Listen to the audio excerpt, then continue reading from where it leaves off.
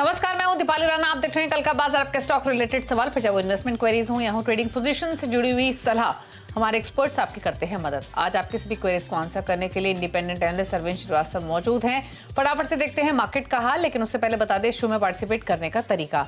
आप अपने क्वेश्चंस हमें व्हाट्सएप के थ्रू या सोशल मीडिया प्लेटफॉर्म्स के थ्रू भेज सकते हैं। 7045220000 हमारा व्हाट्सएप नंबर है।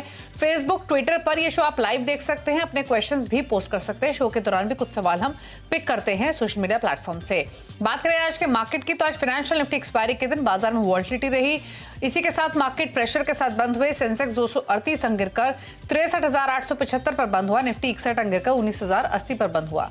आज सबसे ज्यादा खरीदारी थी रियल्टी और पब्लिक सेक्टर इंडेक्स में। बाकी फर्टिलाइजर स्टॉक से भी बाइंग देखने को मिली।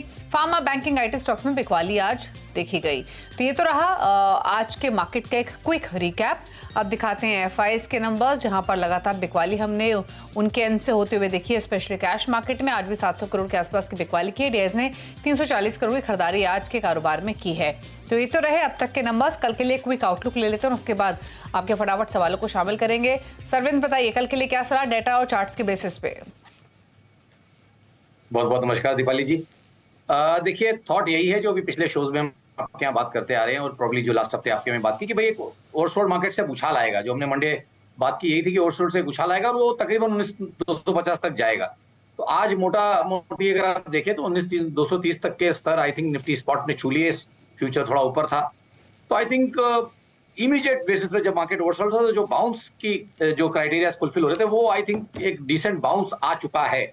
अब कल से बाजार क्या करवट लेता है बड़ा इंपॉर्टेंट है। मुझे लगता तो है कि 19,230 19,250 की रेंज डिसाइसिवली बाजार क्लियर नहीं कर पाएगा और ये बाउंस कहीं यहाँ पे फिजल आउट हो जाएगा, ऐसा मेरा मानना है। और अब आप ये भी मान के चलेंगे कि 18,800 के आसपास के जो आपने लोज रखे थे वो भी क्रिटिकल है। तो मोटा मोटी 18,800 से लेके 19,250 तक की रेंज रहेगी। करेंटली आज के सेल ऑफ के बाद ऐसा लग रहा है कि बायस हल्का सा नेगेटिव है नेक्स्ट से 2 से 3 दिन के लिए। जो हमने मंडे को बोला था कि 2 से 3 दिन पॉजिटिव है, अब लगता है कि 2 से 3 दिन नेगेटिव है वो रुझान। और अब यहां से आपको वापस 18,800 के स्तर आते हुए दिखने चाहिए। ओके, चलिए, ये तो रही एक बाजार पर राय। फिलहाल थोड़ा सा बायस नेगेटिव होते हुए दिखाई दे रहे हैं। नीचे की तरफ 18,800, ऊपर की तरफ 19,250, ये लेवल्स इंपॉर्टेंट हैं। बात करते हैं अब कॉलर से। सुहास पुणे से हमारे साथ कनेक्टेड है पहले कॉलर बातचीत करने के लिए। सुहास नमस्कार, बताइए क्या सवाल है आपका? नमस्कार। मेरा क्वेश्चन 2 स्टॉक्स के ऊपर है। पहला स्टॉक पटेल इंजीनियरिंग, मेरा बाइंग प्राइस है 60 रुपीज 113 क्वांटिटी। और दूसरा सवाल VBL वरुण बेवरेजेस पर है। मेरे पास ऑलरेडी इसके शेयर्स है। I want to add, what would be the best level to add? Okay, तो वरुण बेवरेजेस ऐड करना है, प्लस पटेल इंजीनियरिंग में लॉस है। अच्छी बात यह है कि पटेल इंजीनियरिंग में क्वांटिटी इनकी कम है, सिर्फ 113 स्टॉक्स ही हैं। 60 रुपए की खरीदारी, 48 पे कर रहा है ट्रेड। क्या सजेशन दोनों ही होल्डिंग्स पर? देखिए, पटेल इंजीनियरिंग में एक बहुत बढ़िया मूव, 15 रुपए वाली चीज 8 रुपए हो गई और मोटा मोटी अगर आप देखें 6-7 महीने में ऑलमोस्ट 4 गुना हुआ है। तो अब ये सुस्ताएगा और वही पॉसिबली कर रहा है। 60 रुपए से थोड़ी सेलिंग, थोड़ा सा प्रेशर यहाँ देखने मिल रहा है। तो थॉट यही है कि अब 35 से लेके एक ऊपर में आप पकड़ लीजिए कि 50-55 तक की रेंज रहेगी। और जब तक वापस अपना पिछला 60-61 वाला लेवल ये डिसाइसिवली निकाल नहीं लेता है, तब तक नया तेजी, नया रुझान यहाँ नहीं बनेगा। तो आई थिंक फिलहाल जो ट्रेड है उसमें बने रहे, बट नया कोई राय नहीं है। और मान के चलें कि रिस्क है तो 35 से लेके तकरीबन 50-55 तक की रेंज है, उस रेंज को ट्रेड करेगा। और जहां तक रही VBL की बात, आई थिंक काफी रैंक आउट परफॉर्मर, काफी ओवरबॉट स्टॉक है। मेरी राय तो यहाँ नहीं रहेगी कि कुछ नया ऐड करें। आई थिंक इनको एक डिसेंट करेक्शन जब मिले 20-25% का, तो वहीं पे फिर दोबारा इसमें इन्वेस्टमेंट की राय ले लें। बट फिलहाल आई थिंक जो है उसी में बने रहें, उन्हीं में ट्रेलिंग स्टॉप लॉसेस लगा लें। बट नया कुछ काम करने के लिए वरुण बेवरेजेस में रिस्क रिवॉर्ड नहीं है। ठीक है, चलिए, तो ये रहा सजेशन दोनों ही पोजीशंस पर। बात करेंगे अब अगले कॉलर से। नागराज हैं कर्नाटका से। नागराज जी नमस्कार, बताइए अपना सवाल। जी, मैं कर्नाटका से हूँ, मेरा नाम नागराज है। मैंने इरकॉन इंटरनेशनल के 100 शेयर खरीदे हैं 2 हफ्ते पहले। तो मैंने खरीदा है 160 पर शेयर के ऊपर।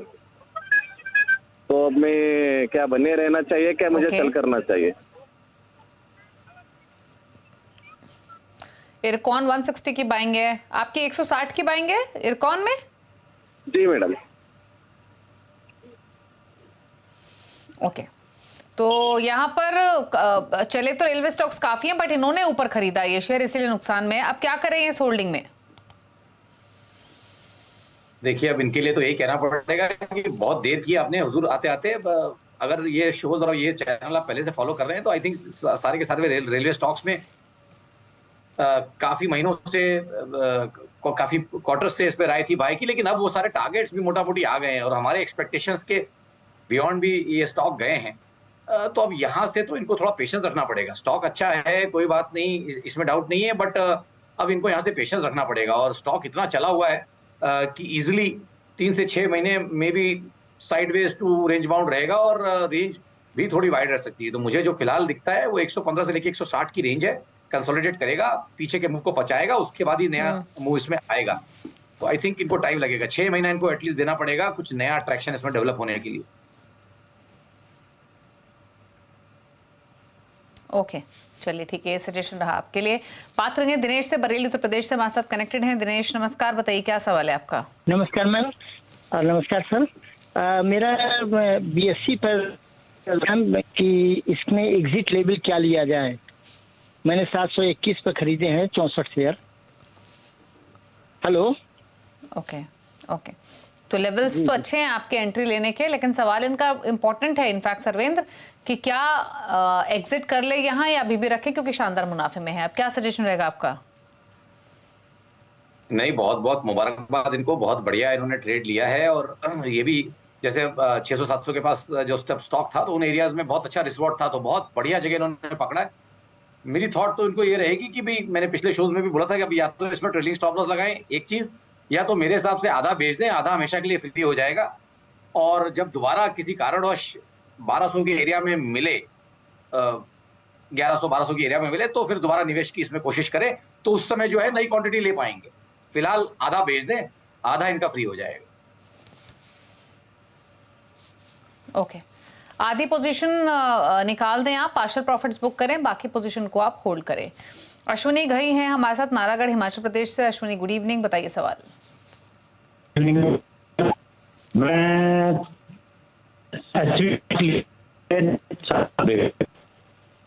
अब बहुत कम, क्या पोजीशन किया जाए? हेलो, क्या आवाज आ रही है मैम? ओके, हाँ जी आ रही है। आपका जो सवाल है वो SBI कार्ड्स को लेकर है और आपकी खरीदारी आपने 790 के आसपास की बताई। अब आपका होराइजन बताइए, क्या ये लॉन्ग टर्म होराइजन है आपका या लॉन्ग टर्म के लिए पोजीशन रखी हुई है? लॉन्ग टर्म के लिए लिया था। हाँ जी, अभी लिया। लॉन्ग टर्म व्यू है। Okay okay, long term view है, 790 की आपकी बाइंग है और फिलहाल 40-43 रुपए नीचे इनके भाव से। सर्वेंद्र क्या करें अभी? आई थिंक इसमें डेटा कम है और इनका जैसे लॉन्ग टर्म बोल रहे हैं, डेटा देखिए इसमें 2020 से ही है, लेकिन उसके उतने बीच में जो ये सेटअप्स बना रहा है, एक अच्छी बढ़त के बाद, जो इनिशियली लिस्टिंग के बाद एक जो अच्छी बढ़त आई थी, उसके बाद अभी एक साइडवेज कंसोलिडेशन में गया है, एक बढ़िया ट्रायंगुलर सेटअप बना रहा है, एक बढ़िया पैटर्न मुझे लगता है कि रेडी है। बहुत ज्यादा कोई और निराशा ना आ जाए मार्केट में, तब तक आई थिंक मोटा मोटी ये स्टॉक जो है बहुत अच्छे सपोर्ट एरियाज में है। 650 और 700 की जो इसके एरियाज हैं, बहुत अच्छे सपोर्ट एरियाज बन रहे हैं। तो आई थिंक बहुत ज्यादा मुझे 710-720 के नीचे नहीं लगता, मुझे लगता नहीं कि बहुत ज्यादा नीचे जाएगा 700 के भी। तो आई थिंक बहुत बढ़िया, इसके पहले भी सपोर्ट ले चुका है इस रेंज के थोड़ा सा ऊपर से। तो आई थिंक ट्रेड में बने रहे और 650-700 के आसपास कभी मिले तो थोड़ा ऐड करने की भी कोशिश करें या दोबारा राय ले लें। ओके, चलिए बात करेंगे अब अगले कॉलर से। हमारे साथ हैं अविनाश सिंह उत्तर प्रदेश से। अविनाश जी नमस्कार, बताइए सवाल अपना।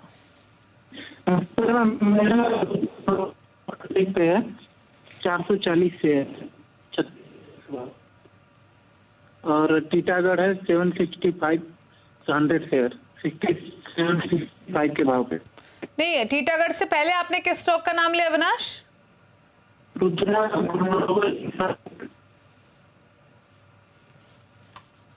आपकी माफी चाहूंगी, आपकी ऑडियो क्लियर नहीं है। जो डिटेल्स हमारे पास है उसके हिसाब से यस बैंक आपने मेंशन किया हुआ है, बट रुद्रा ग्लोबल जी जी। Okay, Rudra global infra products 31 रुपए का स्टॉक है, ये तो ईसीएम कैटेगरी में। आई एम श्योर सर्वेंद्र इस पे शायद ही कमेंट करेंगे, फिर भी पूछ लेते हैं सर्वेंद्र से। सर्वेंद्र, टीटागढ़ रेल सिस्टम 765 की बाइंग है, 100 शेयर्स है। दूसरा रुद्रा ग्लोबल की इन्होंने बातचीत की, ये लिक्विड स्टॉक, क्या करें ये? नहीं देखिए, टीटागढ़ में मैं इनको बता देता हूँ, टीटागढ़ काफी अच्छा चल गया है। आई थिंक जो इनके पास पोजीशंस है उसमें पॉसिबली बने रहें।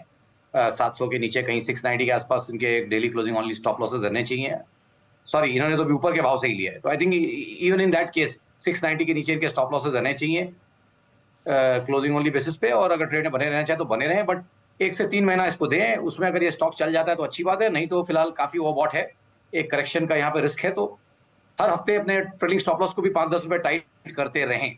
अगले 1 महीना 1.5 महीना जब भी खड़े हैं तो 690 को हर बार 5-7 रुपए से टाइट करते रहें हर हफ्ते, और फिलहाल ट्रेड में बने रहें। जहां तक दूसरे स्टॉक की बात है, आपने बिल्कुल सही कहा दीपाली जी। देखिए, आप और हम चाहते हैं कि इन्वेस्टर्स जागरूक हों और इन तरह के स्टॉक से जितना हो सके बचे।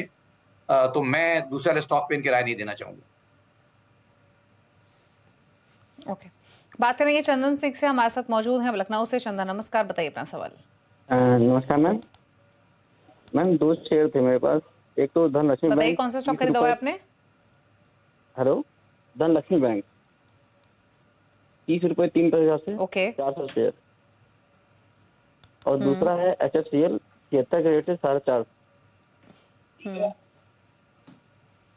ओके, दोनों आपका लॉन्ग टर्म विजन है आपका? हाँ मैम, नहीं शॉर्ट टर्म का था, लेकिन अभी तो लॉस में हूँ, तो रोका हुआ है। ओके, शॉर्ट टर्म का व्यू, धनलक्ष्मी बैंक 30 रुपए की बाइंग है और HFCL में 65 रुपए की खरीदारी है। 73 रुपए की खरीदारी, माफ कीजिए, 65 रुपए तो ट्रेड करा है। दोनों ये स्टॉक्स इनके भाव से नीचे हैं, क्या करें अभी? देखिए, पहले इनका धनलक्ष्मी ले लेते हैं। यहाँ पे मुझे लगता है कि भाई बैंक निफ्टी में वीकनेस है, बट ये स्टॉक ने फिलहाल अच्छे सेटअप्स बनाए हुए हैं, तो आई थिंक वो सेटअप्स इसके बरकरार रहेंगे जब तक ये 27-28 के ऊपर स्टेडी रहता है। तो आई थिंक 27 के नीचे यहाँ पे 2640 का यहाँ पे एक स्टॉप लॉस रख ले मेरे हिसाब से, क्लोजिंग ओनली बेसिस पे। और धनलक्ष्मी बैंक में मैं इनको बने रहने की राय दूंगा। और HFCL के लिए भी व्यू ऑलमोस्ट सेम है कि भाई पैटर्न तो बनाने की कोशिश अच्छी कर रहा है इस समय, बट किसी कारणवश अगर फेलियर हुआ तो उसके लिए इनके पास एक प्रोटेक्टिव स्टॉप लॉस होना चाहिए। और मेरे हिसाब से जो मुझे इसमें स्टॉप लॉसेस अच्छे दिख रहे हैं वो तकरीबन 57-58 के एरियाज में हैं। तो आई थिंक इनको कहीं 57 के नीचे यहाँ पे भी एक स्टॉप लॉस जरूर रखना पड़ेगा, क्योंकि ये बड़ा हाई बीटा स्टॉक रहा है किसी जमाने में, और किन्हीं कारणों से अगर वीकनेस आएगी तो काफी डिसअपॉइंट भी कर सकता है। तो दोनों में प्रोटेक्टिव स्टॉप लॉस लगा के रखें और 1 से 3 महीना और पोजीशन होल्ड कर ले। ओके, बात करेंगे अब संदीप गांधी से, गुड़गांव से हमारे साथ कनेक्टेड हैं। संदीप जी नमस्कार, बताइए क्या सवाल है आपका? मेरा सवाल अडानी विल्मर को है, और अडानी विल्मर में मेरे पास स्टॉक है 230 और 521 की एवरेज पॉइंट है। क्या अभी और एवरेज कर सकते हैं इसमें, या निकल जाना चाहिए हमें, या होल्ड करें? ओके, 521 की आपकी बाइंग है, नुकसान तो काफी है, 200 रुपए नीचे आपके भाव से, ऊपर से आपकी क्वांटिटी भी ठीक ठाक है, 230 स्टॉक्स लिए हुए हैं, लॉस तो है काफी, क्या करे सर्वेंद्र? देखिए, आज के शो का सबसे मुश्किल सवाल, इस ग्रुप पे और उस पे चर्चाएं बनी रहती है, बट यहाँ पे देखिए जब स्टॉक मोटा मोटी अपर सर्किट लोअर सर्किट्स में चलने लगते हैं और वॉल्यूम्स अब एकदम ड्राई हो चुके हैं, तो आई थिंक बहुत ज्यादा रीड करने के लिए होता नहीं है। थॉट यही है कि हाई बीटा स्टॉक है। अब यहाँ से मैं भी इनको नहीं बोल सकता, बट राय यही रहेगी अगर उछालों में इनको अपने भाव के आसपास कभी मिले तो एक बार इसमें से निकलें और सब कुछ सेटल हो जाने दें, उसके बाद कहीं इस पे कॉल लें। आई थिंक पैसा बनाने के बहुत मौके हैं और भी बहुत सारे स्टॉक हैं, तो मेरी राय तो यही रहेगी कि उछालों में अगर भाव के आसपास आए, थोड़ा 19-20 भी रहे भाव से, तो भी यहाँ पे निकल जाए। ओके, चलिए, तो ये राय रही आपके लिए अडानी विल्मर पर। 327 पर बंद हुआ आज ये स्टॉक, 2 दिन के लोअर लेवल्स के आसपास ही। सुखवंत सिंह बरनाला पंजाब से हमारे साथ हैं। सिंह साहब नमस्कार, बताइए सवाल। नमस्कार जी मैडम, मेरा नाम सुखवंत सिंह है। उज्जीवन स्मॉल बैंक के मेरे पास 3000 शेयर हैं 41 रुपीज पे, लॉन्ग टर्म के लिए। ओके, और हाँ जी, ठीक है, लॉन्ग टर्म व्यू है, 10 रुपए का फायदा फिलहाल हर स्टॉक पर हो रहा है उज्जीवन स्मॉल फाइनेंस बैंक, क्योंकि लगभग 42 रुपए के आसपास की खरीदारी है, 52 पर बंद हुआ आज के कारोबार में, क्या सजेशन?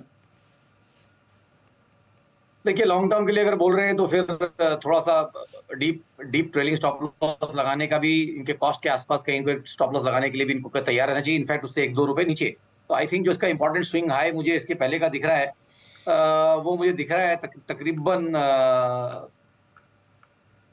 42 के नीचे। आई थिंक जो मुझे एरियाज दिख रहे हैं वो 40-42 के आसपास के हैं। तो आई थिंक इनको कहीं 39-40 का एक स्टॉप लॉस रखना चाहिए।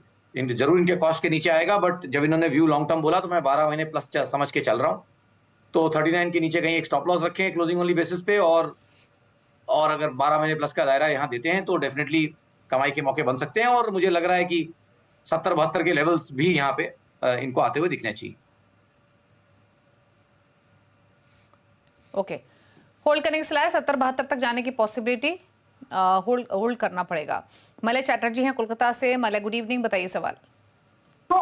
गुड इवनिंग मैम, मेरा सवाल है, मेरा पास 7250 करके आईओसी खरीदा हुआ है, लॉन्ग टर्म का ही हमारा टारगेट है, हम अगला 2-3 साल तक रख सकता है। और हमने सेल भी खरीदा था, आईओसीएल है 10,000 और सेल है मेरा पास 6,000। सेल का खरीदा हुआ रेट है 80 to 70, तो सेल में भी दोनों लॉन्ग टर्म है आपके? दोनों लॉन्ग टर्म है। तो आगे जाके कुछ हाई 52 भी हाई रेट पे जाने के बाद हमको क्या इसको बेच के फिर थोड़ा देर के लिए वेट करना चाहिए? क्योंकि मैंने अभी देखा लास्ट 6 महीने में ये 2-3 बार 52 वीक हाई में गया, फिर वापस रिटर्न आया। तो अभी करना क्या है? लॉन्ग टर्म में चुपचाप बैठने से मेरा ख्याल से अभी अगर हम 1-2 बार निकाल देते तो कुछ पैसा हमारा बन जाता। ठीक है, लेकिन आमतौर पे मलय साहब, इन्वेस्टर्स ऐसी स्ट्रैटेजी अपनाते नहीं है कि ऊपर बेच दिया नीचे खरीद लिया। ये ट्रेडर्स का काम होता है। इन्वेस्टर्स तो अपने अच्छे स्टॉक्स के साथ लॉन्ग टर्म विजन के साथ होल्ड करते हैं। बट क्या जो आप सजेस्ट कर रहे हैं वो आपको करना चाहिए या फिर नहीं, ये सर्वेंद्र ही बेहतर बता पाएंगे। सर्वेंद्र, 2 स्टॉक्स आईओसी, क्वांटिटी ठीक ठाक दोनों स्टॉक्स में। 72 की बाइंग है आईओसी में और 82 की बाइंग इन्होंने बताई सेल में।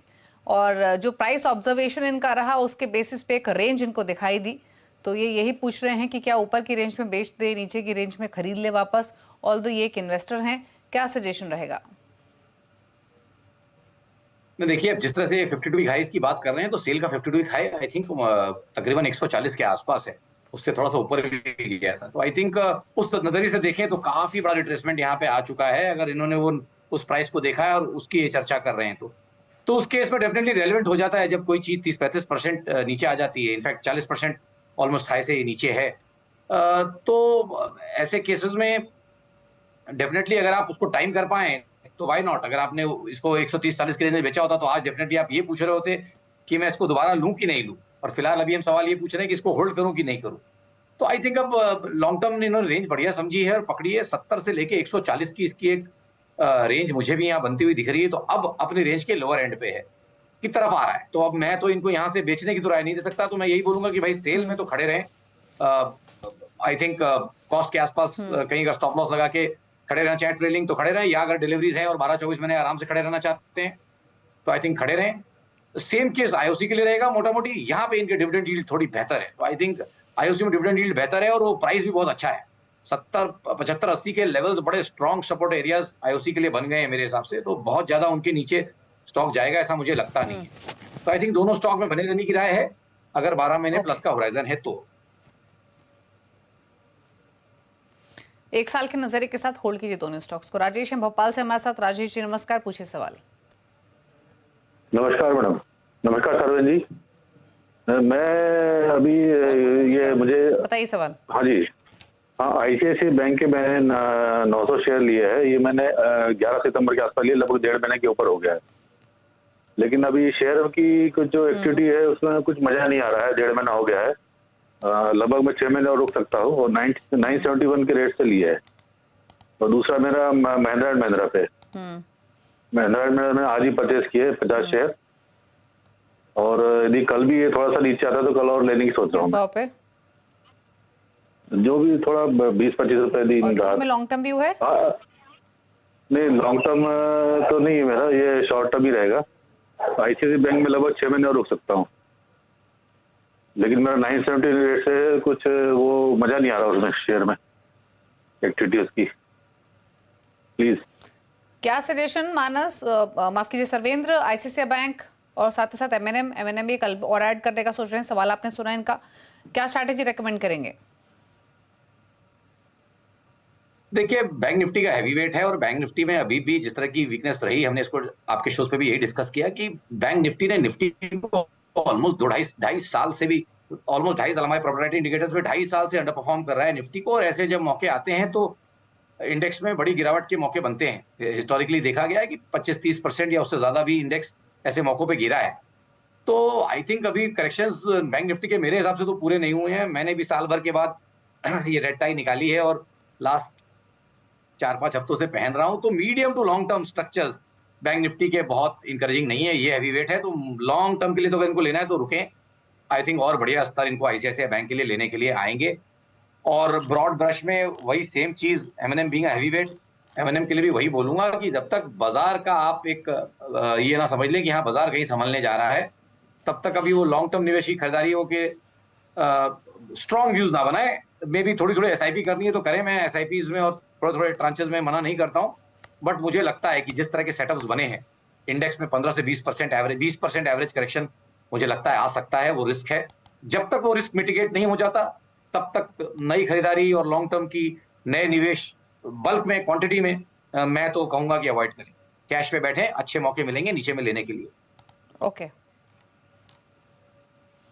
ओके, चलिए तो ये रही स्ट्रैटेजीज आपके लिए, आपके दोनों ही होल्डिंग्स पर। एक ब्रेक के उस पर क्विक क्वेश्चंस लेंगे सोशल मीडिया से, जल्द वापस आते हैं। फटाफट एक सवाल ले लेते हैं। और राणा राम ने एक सवाल भेजा है पश्चिम बंगाल से, गल्फ ऑयल लुब्रिकेंट्स पर 15 स्टॉक्स खरीदे हुए, 477 की बाइंग है, लॉन्ग टर्म व्यू, क्या सजेशन सर्वेंद्र? देखिए गल्फ ऑयल आई थिंक जो मेरे पास आ रहा है, आई थिंक 620-29 के भाव चल रहे हैं यहाँ पे। देखिए थॉट ये है कि एक multi year multi quarter correction यहाँ पे मुझे लग रहा है कंप्लीट है। 400-450 में बहुत अच्छा बेस बनाया है 1-1.5 साल तकरीबन। तो आई थिंक अब ये मूव्स लास्ट करने चाहिए, मेरा तो ये मानना है। तो आई थिंक ट्रेड में बने रहें और मेरे हिसाब से कहीं इनको 570 के आसपास कहीं पे इस पे स्टॉप लॉस रखना चाहिए और ट्रेड में बने रहना चाहिए।